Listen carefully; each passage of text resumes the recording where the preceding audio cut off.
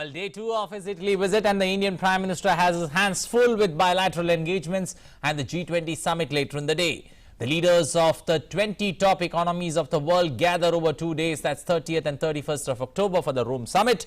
The Italian presidency has prioritized people, planet and prosperity as the world heals in the wake of COVID-19 pandemic and addresses the threats of climate change. The G20 or the Rome Summit features high-profile voices of the world's most pressing issues. Earlier, the Prime Minister met Pope Francis and enhanced the prestige of the country and took forward the concept of Vasudhaiva Kutumbakam. The meeting is an occasion fit for the history books and a great step towards peace, harmony and interfaith dialogue.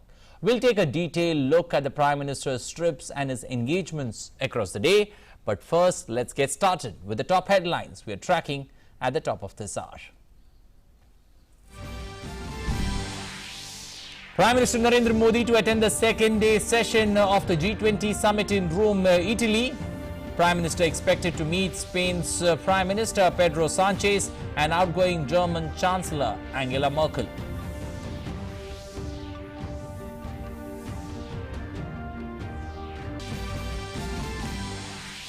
Prime Minister Narendra Modi's video message on National Unity Day says Sardar Patel always kept India's interests first, wanted the nation to be strong, inclusive, sensitive and alert, humble and developed.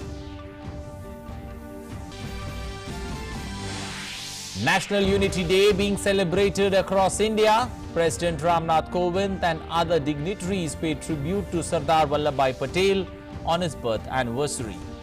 Home Minister Amit Shah addresses National Unity Day, says Sardar Vallabhbhai Patel inspired the nation and his legacy will be remembered forever.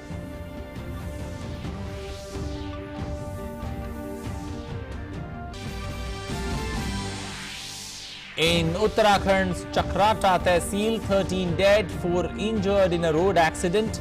Rescue operations underway. Uttarakhand Chief Minister Pushkar Singh Dhami condoles the demise and assures quick and immediate medical aid to the injured. 3 people shot dead during huge protest against Sudan's coup.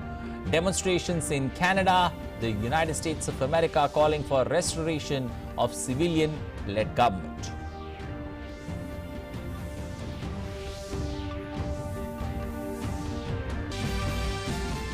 And in sports, India to face New Zealand in the second group stage match of the T20 Cricket World Cup. The thrilling encounter takes place in Dubai this evening.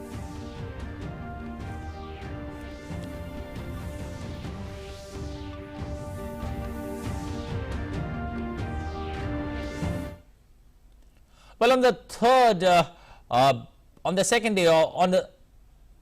the second day of his visit to Italy, Prime Minister Narendra Modi began his day by visiting the famous Trevi Fountain in Rome. It is one of the most visited monuments of France and loved by tourists. The Trevi Fountain has always attracted filmmakers who have popularized the Baroque art style monument as an epitome of a place of romance. Other world leaders also visited the fountain.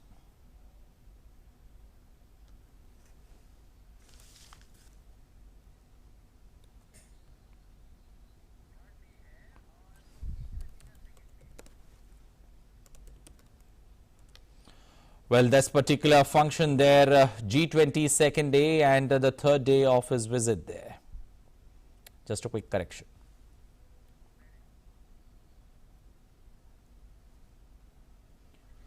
Prime Minister Narendra Modi will attend the second day session of the G20 Summit in Rome in Italy.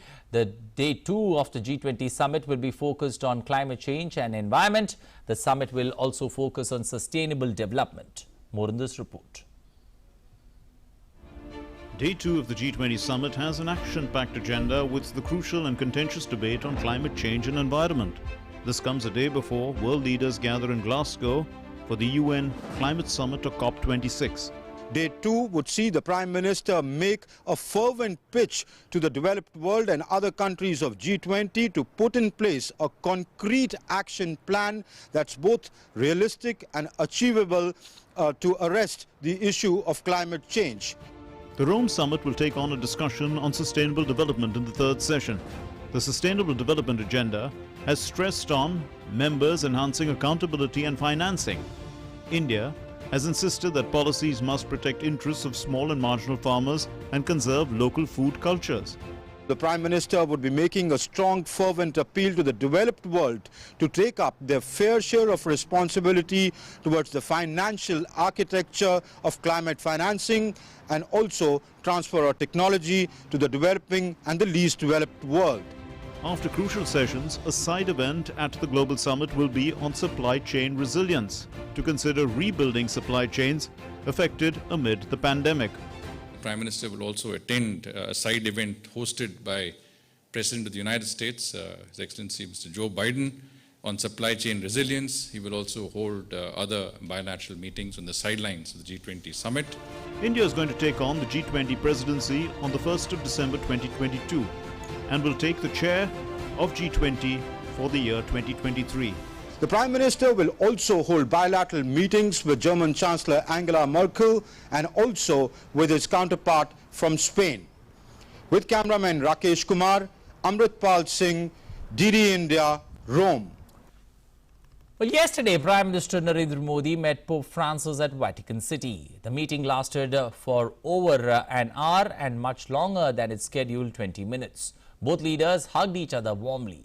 They discussed making the planet a better place by dealing with the twin challenges of climate change and poverty eradication. Prime Minister invited the Pope to visit India.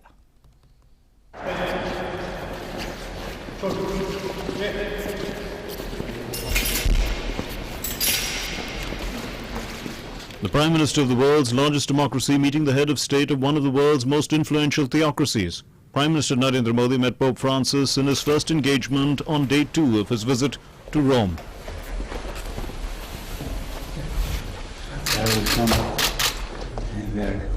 Thank you very much. The grandeur of the Palazzo Apostolica, the Pope's personal library and the warmth between the two leaders was clearly evident. As is customary, Prime Minister took gifts for his host. No, for the candle stand. Thank you. It's a very special image from my country. Thank you. Thank you. This is your most favorite subject, climate. What type of initiative I have taken in my country? I have given a detailed account. The Pope reciprocated with a bronze plaque with the inscription, "The desert will become a garden," volumes of papal documents, his message for World Day of Peace, and the document on human fraternity signed on February 4th, 2019 in Abu Dhabi by the Pope and the Grand Imam of Al-Azhar. Vatican specially बनाया गया है आपके लिए. Wow. E si dice il deserto, traduci tu, il deserto diventerà un giardino. अंगूर है, उससे भर जाएगा. Wow. Peace. I have seen for you today. Oh. Yes, sir. And with this embrace came an invitation to Pope Francis to pay a state visit to India. Be happy to receive you. Yeah. It's a great honor. The 20-minute scheduled meeting stretched to nearly an hour, with the two leaders discussing a wide range of issues aimed at making our planet better, such as fighting climate change and removing poverty. Earlier, Prime Minister Narendra Modi was received by the Secretary for Relations with States, Archbishop Richard Gallagher, in the forecourt at the Vatican.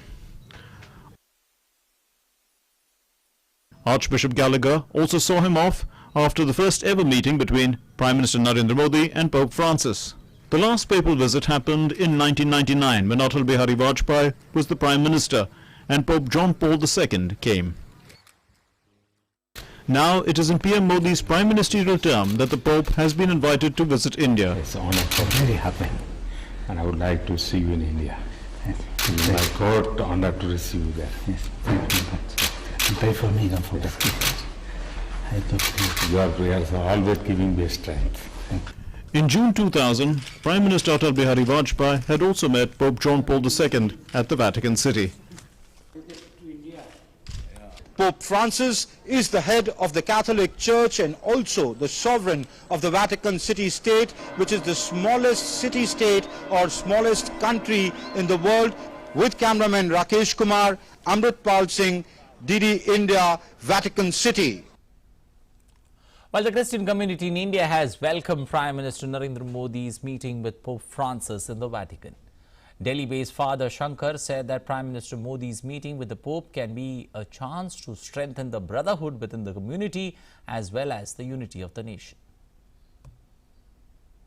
खुशी की बात है, हम सब खुश हैं क्योंकि बहुत सालों से संत पापा भी पोप फ्रांसिस भी चाहते थे कि वो इंडिया आए और हम भी चाह रहे थे कि कम से कम एक बार इंडिया आकर इंडिया का दर्शन करें और हम सबों से मिलें। तो हमारे लिए बहुत बड़ी खुशी की खबर है ये और हम आशा करते हैं कि ये जो यात्रा होगी पोप फ्रांसिस की वो हम सबों के लिए एक ऐसा एक मौका बने, एक अपॉर्चुनिटी बने जहाँ हमारे बीच में जितने भी हमारे भाई बंधु उनके बीच में जो भाईचारा है वो बढ़ता जाए और हमारे जो देश का जो विशेषता है, जो अनेकता में एकता, उसको और बढ़ावा मिले ताकि हम सब एक परिवार के रूप में आगे बढ़ते जाएं, उन्नति की ओर, विकास की ओर बढ़ते जाएं।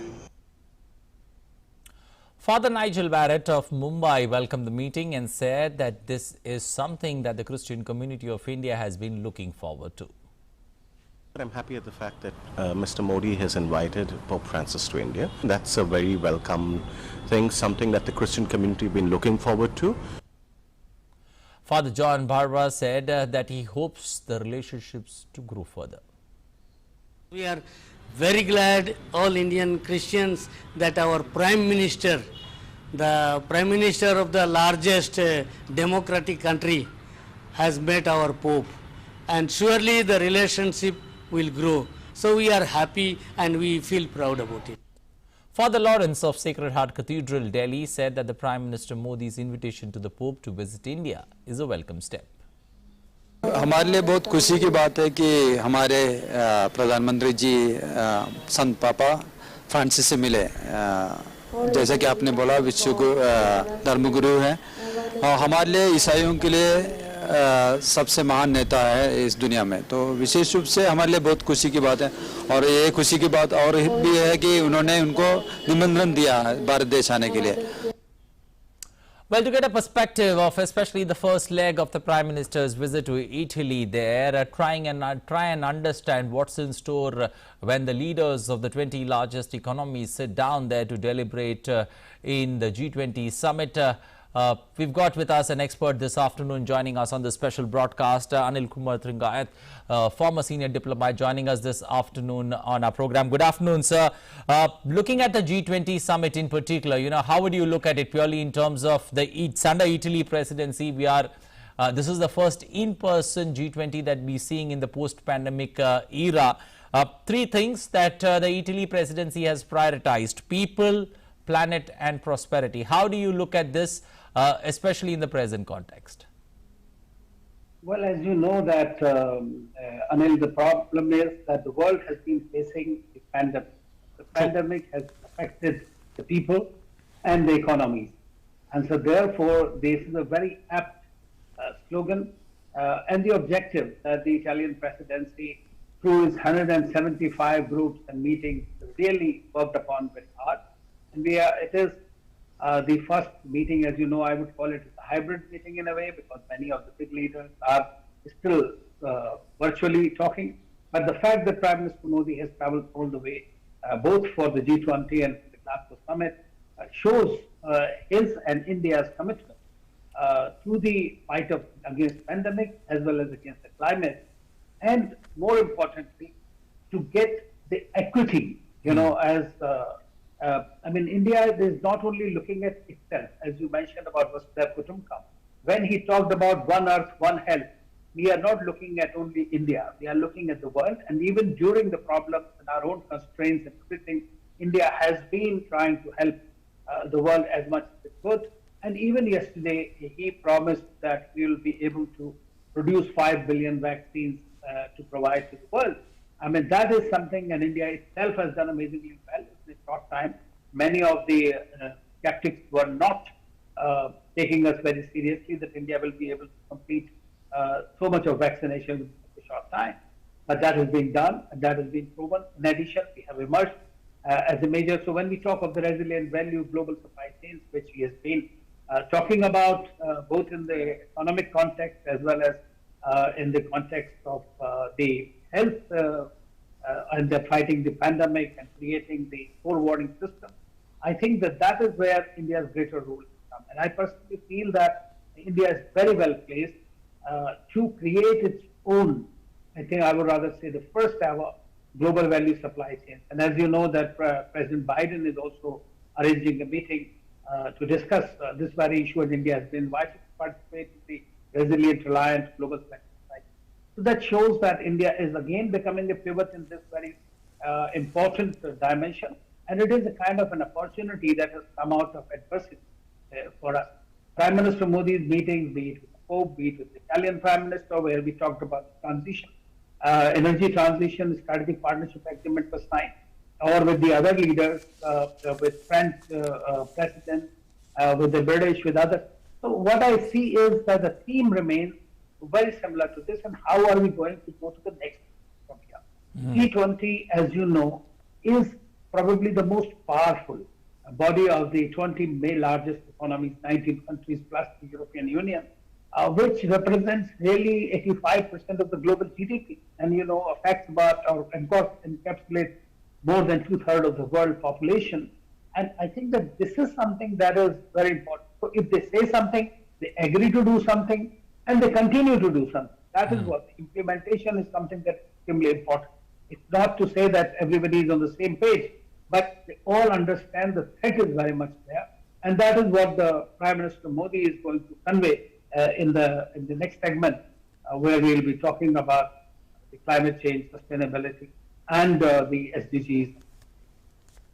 Well, exactly. Climate change and sustainability, one of the crucial points, not only here, but also in COP26. But looking at the G20, global economy, COVID recovery, going to be on top of the agenda of the, world's top largest economies of the world when they deliberate?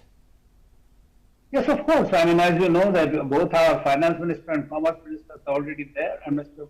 Piyush Goyal is the G20 Sherpa, and they have almost all the concerns that India had made have been taken on board as far as the draft Rome Declaration is concerned, so which is extremely good. And I think that today what Prime Minister Modi had suggested in 2014 about this 50% of the tax, global tax on the major big multinational corporations, that has been agreed to by the global community, G20, and I think that's a very major.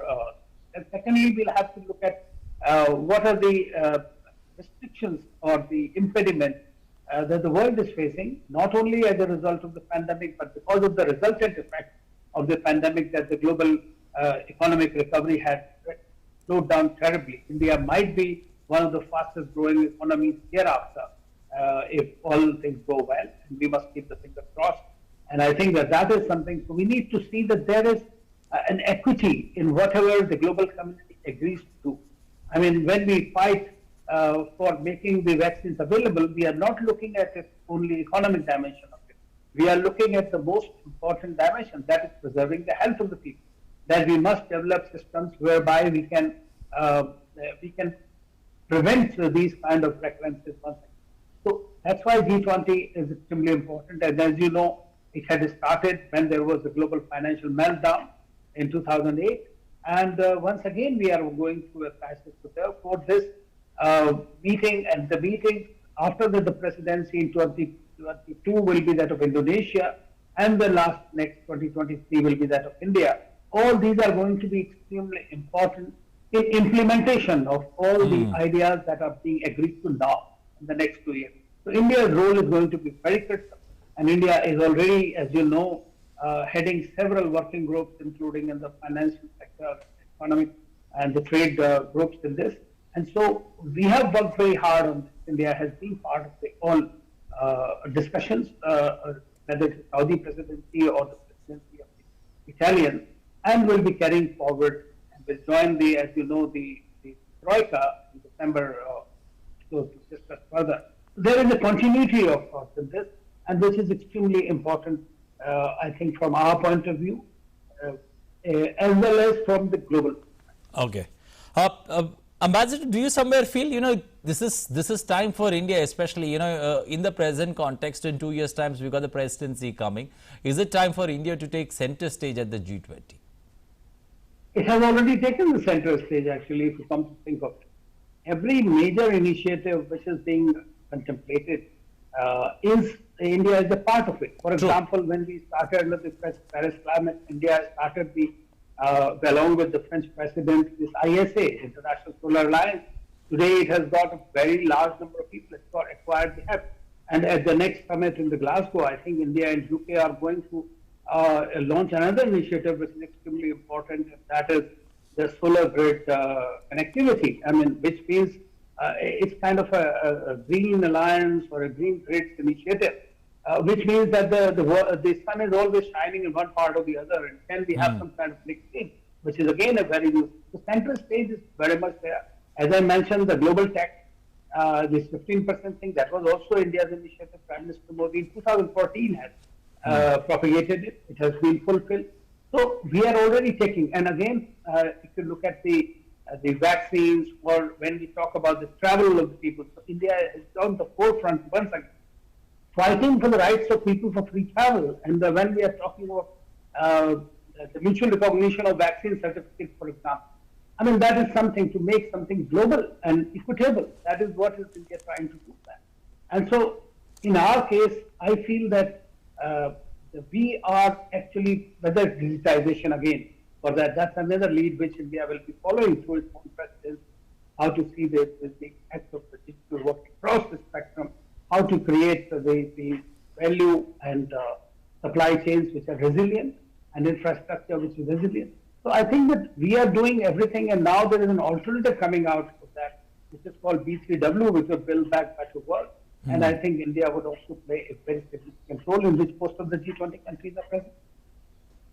Also considering the fact, this recent crisis that the world has seen, India is, the Prime Minister has time and again stressed on the fact that we've used it as an opportunity to learn, to grow and to regroup.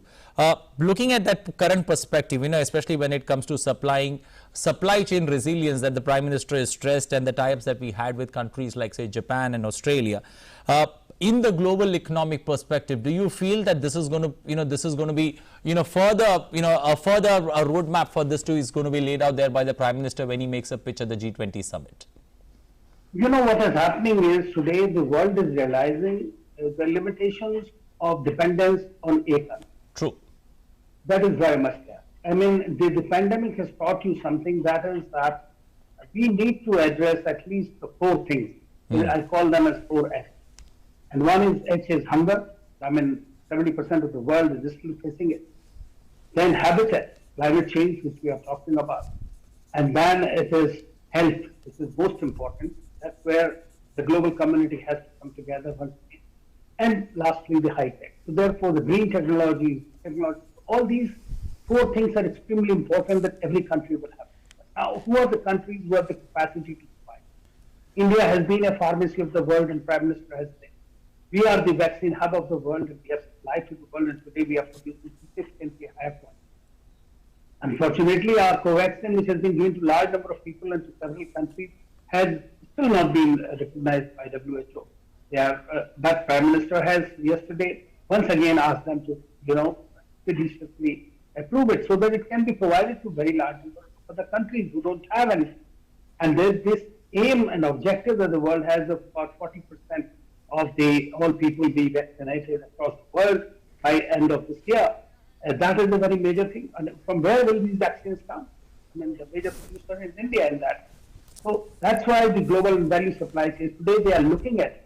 And there is an alliance of, I would say, democracies, alliances, like-minded countries who are trying to put together. So Quad, in that context, I feel, is a very major organization. And I have always thought a lot of its security perspective first. Of course, the major objective remains the free and open Indo-Pacific, but at the same time, I think that is very important. Another Quad which has come up is, you have seen this was the USA, India, UAE, and Israel in West Asia, which is another very major initiative that has been done in the area of economy and technology. And I think that is again going to be a game changer. Ambassador sir, I'll ask you to hold your thoughts. I've got my correspondent there joining us all the way from Rome this afternoon. Good afternoon, Arun Sharma joining us. Arun, good afternoon. The engagements that the Prime Minister is expected to have, two bilaterals expected later in the evening there. But looking at this particular aspect of G20 Summit, how would you say, some of the important features that could be up for deliberations, especially when it comes to pressing issues in the post-pandemic order? Well, we know this fact that yesterday Prime Minister Narendra Modi made a very powerful intervention as far as global economy and global health is concerned. Now, when we talk about the global health, Prime Minister Narendra Modi on this multilateral platform has clearly mentioned this point that India has vaccinated more than 100 crore, administered 100 crore vaccines. And now India will be making vaccines for the world. And the commitment by India has been made that close to 5 billion vaccines will be made by India. So this gives a sense that how India is looking forward to contribute for global good and global health. So that's number one aspect. As far as economic aspect is concerned, India has played a leadership role that even during the COVID pandemic time, we have seen that how the Atmanirbhar Bharat package of more than 20 lakh crore was rolled out, which primarily gave a cushion to the MSMEs of our country. Close to 7 crore MSMEs benefited because of the Atmanirbhar Bharat package. Various jobs were created under the Pradhan Mantri Garib Kalyan Anna Yojana. 80 crore people were fed. So this ensured that how economy, and of course, when we talk about taking care of its own people, India played that important, significant role. But on this multilateral platform, when we talk about economic aspect, the focus is on the corporate tax rate as to how can corporate tax be kept at only 15%. Now, India is offering a very competitive rate of, of corporate tax as of now across the globe. And in this COVID pandemic time, we have seen that India was that favorite destination for FDI, or the foreign direct investment. And, maximum for the record FDI was received during the COVID pandemic time. But today is going to be very much significant because Prime Minister Narendra Modi will be making his intervention as far as climate change is concerned and, of course, the sustainable development goal. So these are the two important central points or the focus area in today's G20 summit. Now, when we talk about the climate change in India, Prime Minister Narendra Modi clearly focuses upon the fact that how can economy and ecology can go hand in hand. And of course, the idea will be that how the way India has played an important role, as far as the green initiatives are concerned, be it installing 450 gigawatts of green energy by 2030, or be it, abiding or be it fulfilling its commitment of controlling the carbon emissions by 2030, or be it initiatives like International Solar Alliance, whereby close to 100 countries have participated or are a part of this International Solar Alliance. So this shows that how India is taking a leadership role as far as the green initiatives are concerned. And yes, the Prime Minister Narendra Modi is very much likely to pitch in or to appeal to the developed countries that they come forward, they go out for the climate financing part for the developing countries and underdeveloped countries, transfer of technology as far as climate change is concerned, as to how can transfer of technology can be done by developed countries to the developing countries so that they can upgrade their infrastructure as far as the climate, as far as controlling the climate change is concerned. So yes, it's an important day too today, whereby the central focus will be, of course, on the climate change or the environmental aspect, and of course the sustainable development goals aspect as well. Also, when one looks at purely that particular decision that was taken with regards to endorsing that OECD deal, do you feel that augurs well, especially, getting talking points very much on board there and getting all the countries to agree on that point? That's been a sticky issue for a very long time. So we have been witnessing this point, and even yesterday when the Sherpa of India's Sherpa to G20, Mr. Piyush Goyal, he also clearly mentioned this point that India is one of those countries that is fulfilling its climate or the COP commitments that were made earlier. India is that one of those countries that is fulfilling its commitment. That's number one. Number two, yes, India is as when Prime Minister Narendra Modi, when he was the Chief Minister of Gujarat, right from that time, he clearly mentioned this point that economy and ecology can go hand in hand, and we should build our infrastructure, our capacities. Expansion should be done in a manner that economy and ecology, they both can go hand in hand. We have seen that how the focus of the government, and in last 7 years, we have seen that how the forest cover has been increased in India.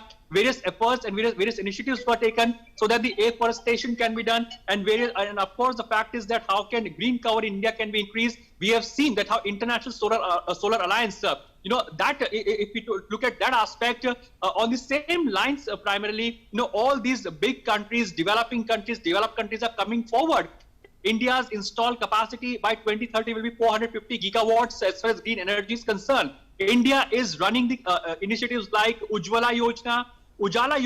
Now, these two initiatives are game changer as far as sustainable development is concerned, because in Ujjwala Yojana, gas connection is being provided to the people of our country. So this ensures that there will be less compromise with the climate change. As far as Ujjwala Yojana is concerned, LED bulbs were given or distributed to the people of our country. That ensures that we can reduce our carbon footprints, be it the aviation industry, be it the telecom industry. The focus is that how can we reduce our carbon footprints going forward. So yes, it is a difficult task, although, Anil, that, this is a debatable issue, because developed countries do say that a requirement is more, demand is more. It is very much, and it is very much tough for them also to abide by the commitments of the climate change. On the other side, the developing countries or the underdeveloped countries say that we need to grow more. We are still a developing country. We are growing. But the midway is that how can economy and ecology can go hand in hand, and according to, and therefore it is going to be the center point that the way a country like India,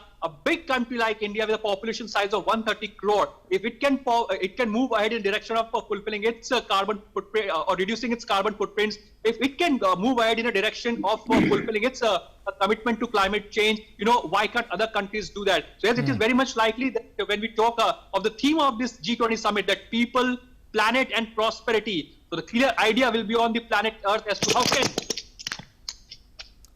Okay, there Arun Sharma, our correspondent. We still got Ambassador there. Ambassador Anil Kumar, looking at that balance that Arun was stressing on, ecology along with economy.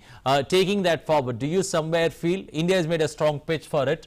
But, in the G20, do you feel that, that will have many takers, especially considering the success story that India has managed to achieve?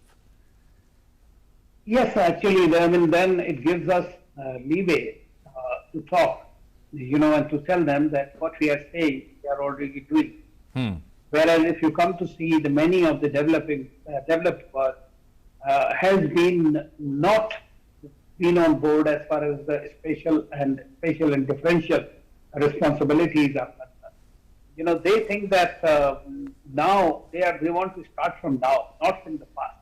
Whereas because of their actions, we are seeing what has happened to the world as far as climate change is concerned. We are seeing that the other countries, the developing countries, and that is precisely the reason that India has not only stood for itself. India has been, propagating this, that there should be some kind of an equity in everything that has happened. So how the equity can be achieved? And as rightly mentioned by Arun, it is exactly like what India is saying, or Prime Minister Modi has said or will be saying, basically, is that there should be an equitable distribution of space. You are talking of a net zero by 2050 or something like that, but the formulas are also somewhat defective. India is saying that we are doing much more than even required of us already. Whatever we have undertaken, we have already committed our agreements, or rather exceeded our expectations. In terms of the renewable energy, India's expectations and achievements are really remarkable and phenomenal in that sense. Similarly, as Arun also outlined certain schemes of the government, they are very clearly the points in right direction. Most important thing is that Indians are, comparative to the world, per capita, are the least, in my view, emitters, in this sense. And therefore, because of our sustainable lifestyle, that has been, and our harmony with the nature, is something that is also equally responsible. So I'm quite sure that while Prime Minister Modi will be speaking about this equitable distribution of carbon in space, he'll be talking for support for mitigation and adaptation measures, he'll be talking about the which he is very fond of, building measures which are going to be very important, and of course the technology transfer. Because the technologies unfortunately are totally pre-owned and everything controlled by the Western world, and the finance. From where will the finance come? Every time they had agreed long back to provide $100 billion a year. Until recently, we don't have much there. $100 billion is really nothing, frankly, for the world and especially these major powers. But they have to come to the rescue of the rest of the world because we cannot divide it into islands. True. The world is one. So these are global issues and they need to be fought globally. And the rich countries will have to own up and take up the responsibility. That is their due. I mean, it is not that it is being imposed upon them. They are rich countries, they have the bandwidth, and they must help the other smaller countries and the poorer countries, the developing world, to at least get the technologies, help them get it. I mean, this can be done, several models can be adopted, and I think that is going to be one of the major challenges for India's presidency, exactly how to convert the thoughts into action. Okay. What would be, Ambassador, what would be the, a good outcome when one looks at the G20 and the world leaders deliberating heading into COP26? What could be a good outcome that one should look forward to? Well, I think that the world is today looking at some specific target, achievable target, and the commitment of all the nations and countries do so. The problem with the G20 and with international multilateral organizations is that since there is no enforceable mechanism, everything is left to the countries, everything is, even if it is agreed to, it is also led to the individual leadership, individual countries. For example, now, I mean, we can see that what is happening in China. China had given that by 2060 to be a net zero or whatever, but you see they stopped coal, and today they are facing a very major challenge as well. So this is something that will come up in different parts of the world. We are seeing that there is a problem now. So the transitional gap may give certain other challenges. So what is most important is that this time the world must agree to that, okay, $100 million has been committed, from where it is going to come, how it is going to be distributed, and that it is going to come. That is number one. Number two, what will be the mechanism to have the transfer technology? How it is going to be done, which are the target countries, how it will be implemented by them.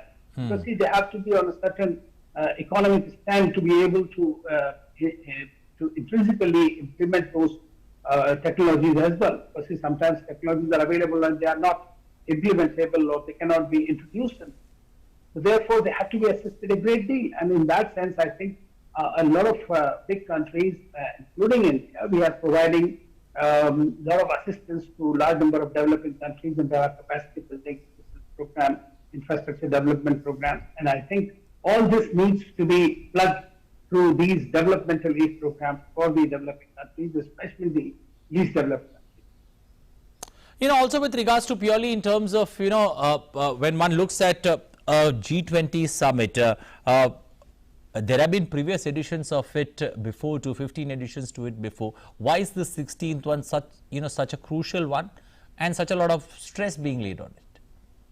Well, it is very important because time is running out. Okay. As simple as that. Number one.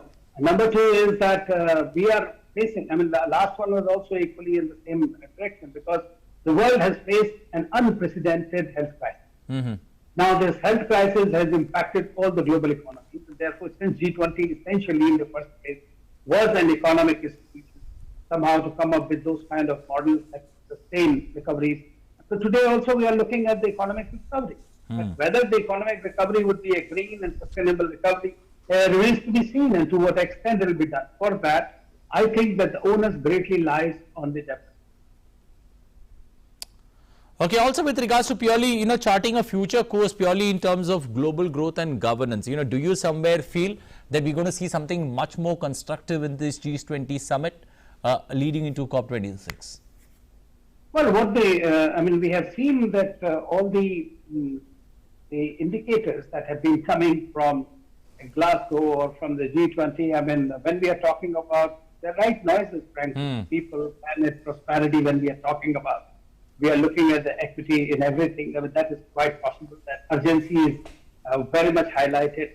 So I hope that at the COP26 and at the G20's final statement, and we have seen one of the very major challenges that one was facing was about taxation of these multinational corporations.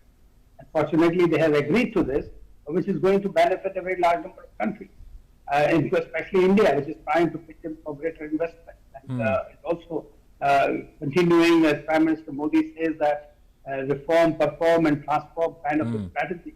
So I think that we are well placed into this, but I hope, you see, everything, it's so easy to have a state, personally, I would say, and we have been seeing a large number of states. We also know that there is a dire emergency. The world is, I mean, it's visible to all of us on a daily basis that the climate change is impacting us. It is visible to us that the pandemic has brought the world to a standstill. So, who is going to, nobody is going to come from the outer space to make these challenges, fight these challenges. They have to be done by these leaders.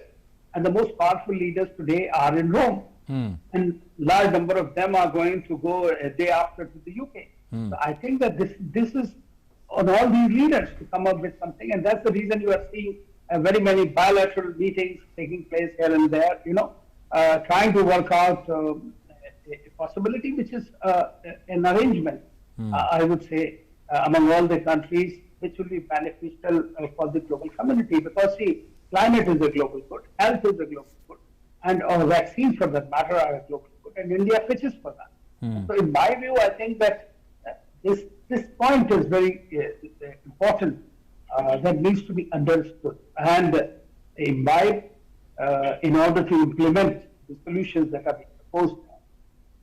How does one look at the G20 track record? It rose in 1997, 98 during that East Asia crisis, the global, the depression that one saw, especially the global financial crisis in 2008, 2009. The G20 saw to it that it didn't lead to another Great Depression. But how do you see this pandemic journey? How has G20 played itself, especially in this pandemic, and also giving directions to the way forward? You see, the problem with the pandemic was the country where we are hosting the G20 today was the worst sufferer in the pandemic in the early days. And the USA, which is the lead economy in the world, was the most impacted as well, and has the largest number of cases until today. So, the track record of all these countries fighting the pandemic, in my view, was pretty dismal. In that sense. Of course, the big countries like the US, UK, and first they developed vaccines, so did India, and there are only 5 now today that we have. But at the same time, the thing is that it has showed you that what a small virus could do. So the kind of challenges even that could, whether it's a biovirus weapon or not, or that's a different debate altogether, or which country is more responsible for it. But at the same time, I think that globally now it has in a way I feel that it has also come as something good for the world. In the way is that today you know what is the gaping holes in your health infrastructure. What is your approach for tomorrow going to be? What kind of world you are going to leave behind? Are we going to continue with the same kind of consumer syndrome or same kind of creating inequities in the world? So I think it's a wake-up call also for all the leaders in the world, and more so for the developed world. Also with regards to India and Italy being signatories to especially the ISA, the International Solar Alliance, do you somewhere feel, that one world, one sun, one grid plan, that's going to especially resonate in this G20 and also the COP26 that follows? Yeah, well, as I said, this is India and UK have, as I understood, they have worked out on some kind of solar grid connectivity, which precisely falls into that. And as I said earlier, that sun never, sets. So at some place you have sunlight all the time. So how can we transfer or convert it into, other places? So I think this green grids initiative that they are going to talk now or going to implement, and they are looking for some $10 billion funding for that as well, in which India again has taken the lead with the UK. Earlier for the ISA, they had taken the lead with France. And then India came up with resilient infrastructures. These are all key initiatives that have come out. And I would be happy to see that book which Prime Minister Modi has presented to Pope Francis about India's, initiatives as far as the climate change is concerned. I think that would be an interesting book to read for everyone, starting in our schools. What more can be done? Well, do you somewhere feel that, the developed countries are always known for shifting their goalposts? In this summit, in G20 and the COP26 that follows, do you somewhere feel the developed countries will be, pushed or offered an emissions reduction trajectory there, again, putting pressure on them, get your act going, we'll try and think what can be done at our end? You see, the thing is that they do it. But as you know, that at the end of the day, for every nation, when we are looking at a global context, it impacts everybody. But then he starts thinking that what is good for me at the moment. When you are living in today and not in tomorrow, then there is always going to be some kind of a conflict. And then you try to short shift on some of these objectives, which are absolutely essential. You have to face them. If not this second, the next second, you will have to face them. There is no denying the fact. So all these countries, they look at it from a geopolitical perspective. They look at it from economic growth perspective, maintaining their superiority. As we have developed these technologies, why should we share with everybody? Cost, no cost, whatever it is. So when you are having these kind of I would say, the selfish motives, they are essential for your national interest, maybe. But at the same time, when you are living in a world, there are no borders as far as climate change is concerned. Or the other challenges like terrorism. So we have seen that everywhere, any major challenge, there is always, they want to create some kind of haves and have-nots kind of an attitude, which is not good. But today they are beginning to realize it, but they are facing it. When one looks at purely in terms of, every country would emphasize on something or the other, what would India be emphasizing on, especially on the G20 table, when it comes to lessening and when it comes to increasing? On the climate, yes. You mean to say?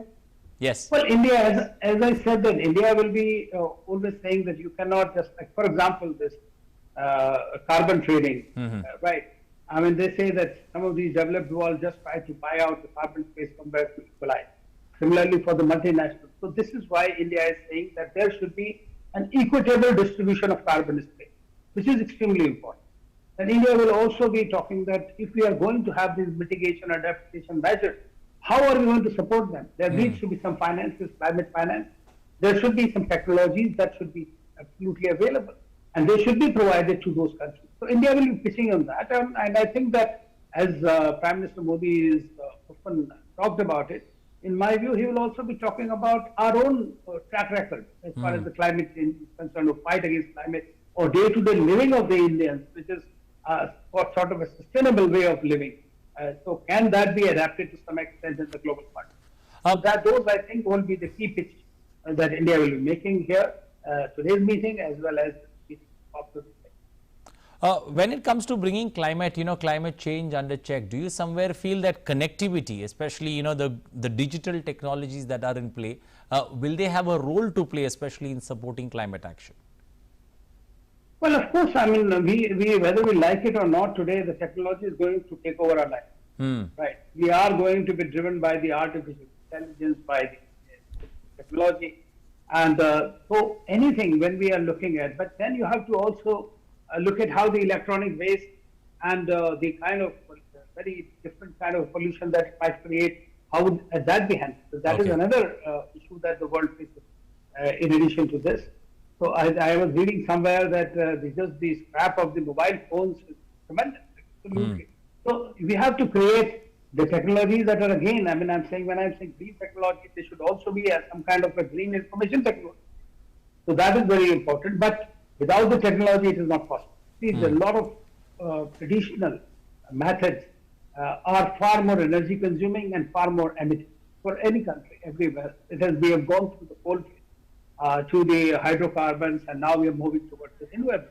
So that is very good. Now, so renewables, nuclear energy, the hydrogen energy, like India would also possibly be pitching for the hydrogen mission. That is another initiative that we are very keen on. So they are all clean energy initiative, and I'm sure all that, the science and technology and the information technology will play tremendous. Ambassador Anil Kumar, governments will do their bit, but how do businesses and civil society, go about, especially in helping this race for, zero breakthroughs that every country is looking forward to? Well, we need the people We have to realize in our day-to-day life. I mean, what is the government? After all, government represents us. But if the governments agree to something, I mean, there is the governments by themselves are not being the emitters or the alleviators of an issue. It is the people at the end of the day. It is the businesses, the multinationals. Many of the multinationals, their annual turnover is bigger than the GDP of many countries. So a greater role on them is exactly what kind of technologies, what kind of CSR initiatives they can take to alleviate the suffering of the people. I mean, it has to be a joint effort. Okay. Today, since the leaders are there, so leaders have to lead by example, and they have to inform the people. But this is the businesses, this is the person on the ground. I mean, it is us, for the human beings, to think before we act. I mean, you know that when the water, unnecessarily wastage of the water is going to be in shortage throughout the world. Now, how do we contain that? So they are all going to complain. And then we talk about SDGs. A large population of the world does not have potable water supplies to them. Even in India, we are starting with the Jal mission. So what I'm saying is that there are all kinds of problems that are there, but there is to be, when we say there has to be a global solution to a global problem, that means we are talking of 7.3 billion. But Ambassador sir, when one looks at purely looking at pledges or promises that have been made at this summits, do you somewhere feel that there could be a likelihood that there could be a pledge to be made to maybe phase out the over dependence of the financing for fuel, for coal in particular?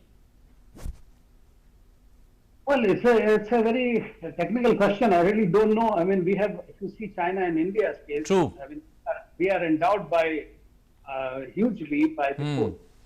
But can we use technologies which can stop emission? I mean, there are green technologies available to use coal, which can be, I mean, you cannot, you see today we are talking about 450 gigawatt of energy and, renewable energy, and we are doing tidal and whatever.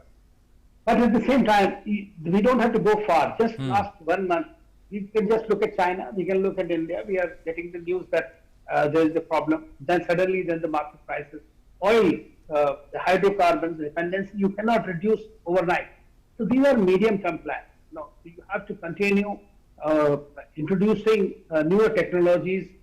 The dependencies have to be reduced. Even the Middle Eastern countries are all moving towards non-oil economies. But what we are looking at is beyond 2050. Because it will take 30-40 years to be able to do that, and that is dependent on several sectors. And that will be a differentiated response from many countries. India perhaps will be one of the first countries to meet all its obligations and exceed them as far as the COP26 recommendations are concerned. But at the same time, we will have to see our economic growth. We have to look after 1.3 billion people who will become 1.6 by 2050.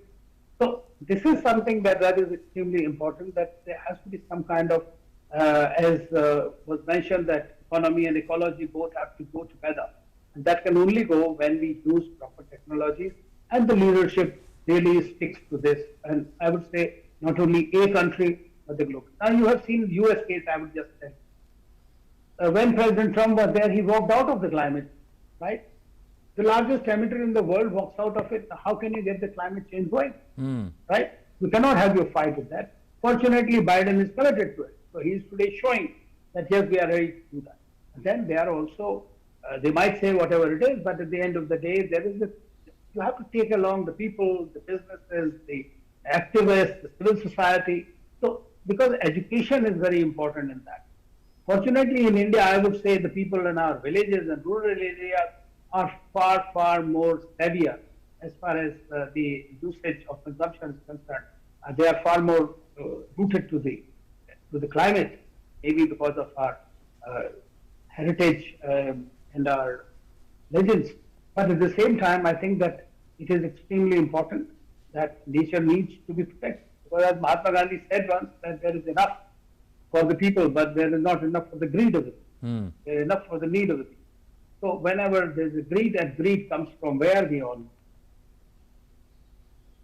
We're also looking at purely, this particular G20 followed by the COP26. Do you somewhere feel there has always been an impasse when it comes to developed countries and developing countries?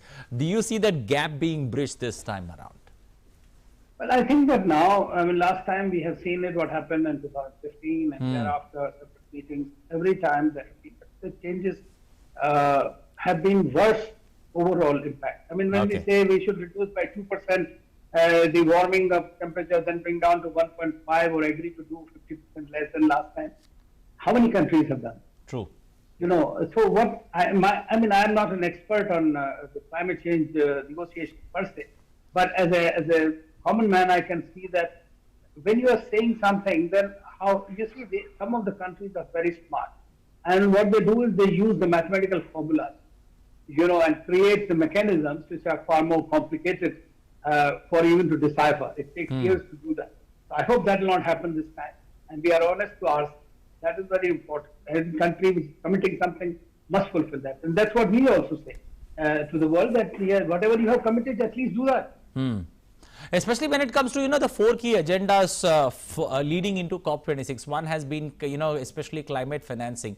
Now, looking before the COP26 starting, countries there at least pledging for a 2023 target of 100 billion.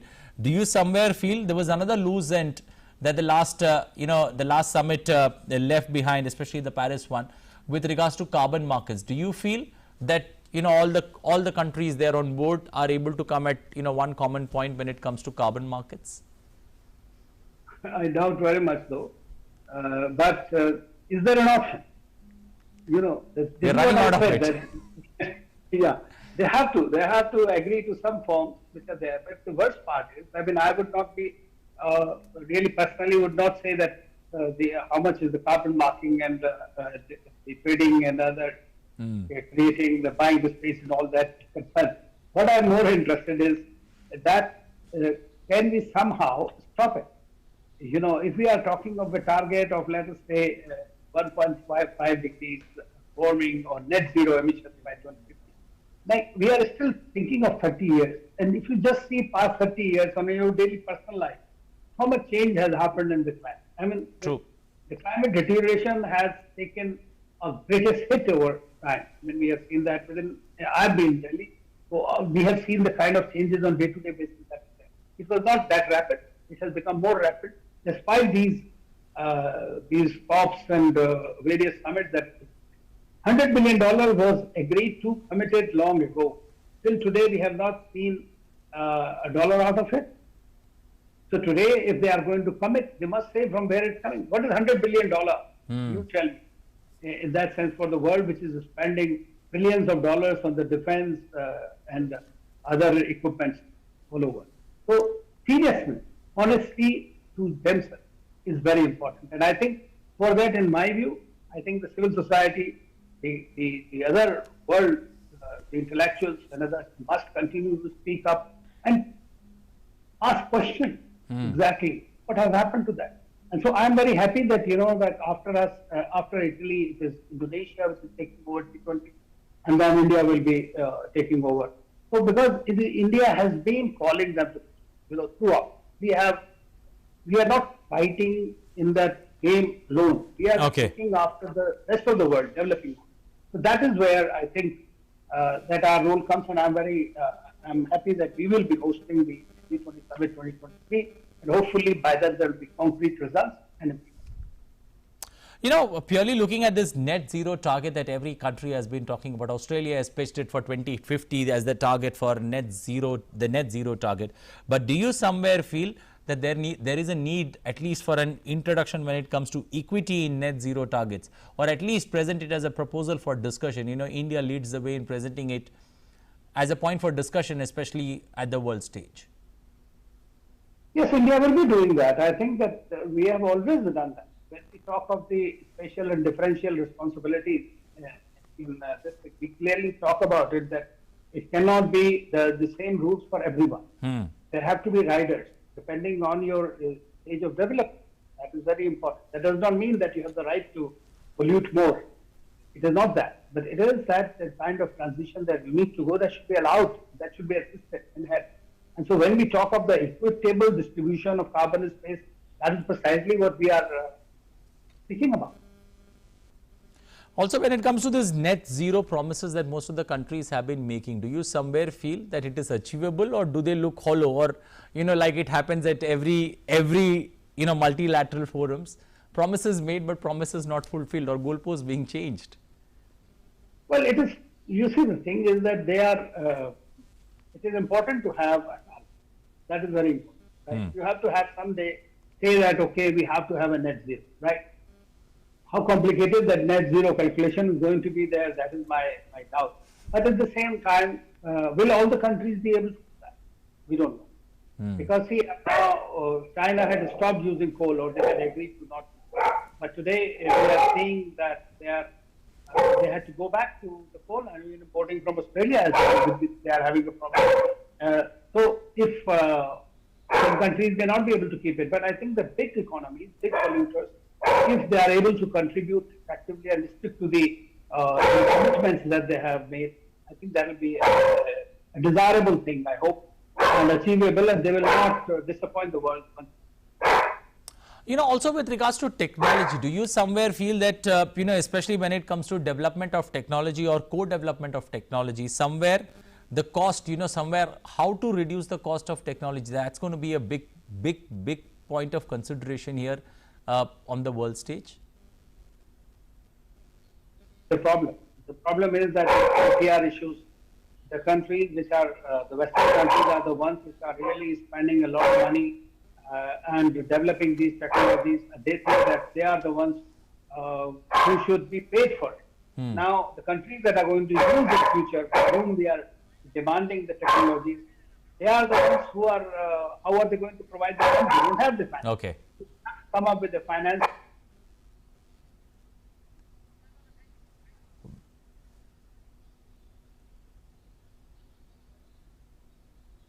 Well, at this point of time, thank you, Ambassador, sir, for joining us this afternoon on this discussion, especially when it comes to the G20 Summit and the G20 Session 2 on climate change and environment, where Prime Minister is also going to be there. World leaders of the top 20 economies of the world deliberating on a serious issue on climate change and environment. We'll get you the latest on that. That's it in this special broadcast. Thanks for watching. Stay with us. News continues here on DD India. Bye-bye.